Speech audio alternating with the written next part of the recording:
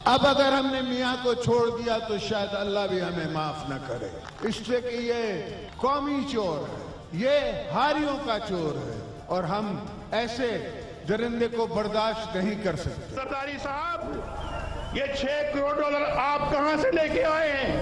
ہم اس وقت تک چین سے نہیں بیٹھیں گے جب تک کہ یہ 6 کروڑ ڈالر پاکستان واپس نہیں آتے۔ میاں شہباز شریف صاحب جو ہے وہ پنجاب کا قاتل اعلیٰ ہے، اس نے ماڈل ٹاؤن کا کیس میں جواب دینا ہے، اس نے ملتان میٹرو کرپشن کیس میں جواب دینا ہے، اس نے آشیانہ اسکیم کرپشن کیس کا جواب دینا ہے۔ یہ کرپشن کا ہم حساب کریں گے، اور بیٹا اپنا تو حساب پہلے کر لو۔ تم کس کرپشن کی بات کرتے ہو؟ اگر ایک کرپشن کا بیٹا سامنے کیس آ گیا تو آپ تو پھر والد صاحب کے ساتھ وہیں لندن امریکہ میں رہیں گے۔ بالکل آپ نے ہمیشہ ہمارے پیٹھ میں چھرا گھونپا ہے، اس دفعہ ہم آپ کے بہراوے میں نہیں آئیں گے، نہ ہم آپ کے ساتھ جائیں گے۔ سوئٹزرلینڈ کے اندر کس کا پیسہ ہے؟ کتنا پیسہ ہے؟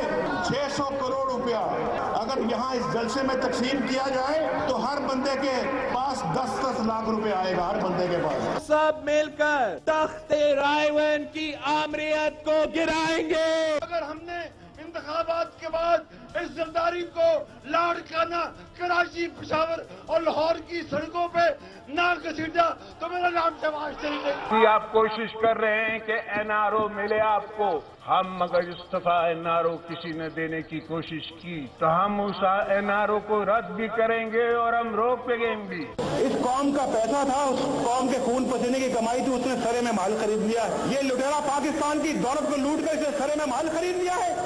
میرا نام بھی نواز شریف نہیں، اس نے اس کو نیلام کر کے اس کی تمام دولت کو میں قوم کی قدموں میں نثار کرتا ہوں۔ میاں صاحب، آپ نے تو کشمیر اور کشمیریوں کے لیے ایک ٹکے کا کام نہیں کیا، تو پھر میں آپ کو مودی کا یار نہ کہوں تو کیا کہوں؟ پیسے ہمارے حوالے کر دو، وگرنہ تمہیں اور تمہارے لٹیرے ساتھیوں کو اسی چوک کے اوپر الٹا لٹکائیں گے۔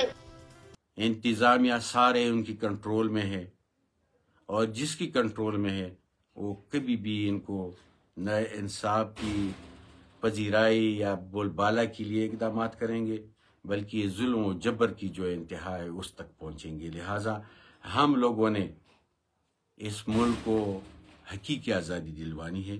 اس ملک میں آئین و قانون کی حکمرانی کے لیے ہم نے جدوجہد کرنی ہے۔ آئین و قانون کے دائرے میں اللہ تعالیٰ آپ کو خوش اور سلامت رکھے۔ السلام علیکم۔